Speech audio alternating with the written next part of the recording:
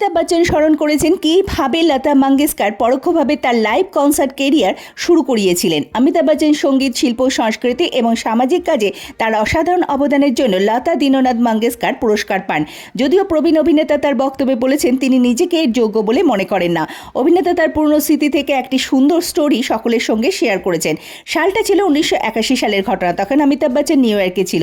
সেই সময় তার এক বন্ধু এসে খবর দেয় লতাজিও নিউ ইয়র্কে এসেছেন এবং তিনি তার সঙ্গে দেখা করতে চায় এবং সুতরাং অমিতাভ যায় তার সঙ্গে দেখা করতে।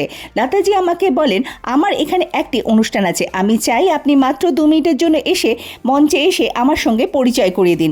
আমি তার অনুরোধে রাজি হয়ে যাই, কারণ তিনি লতা মঙ্গেশকর।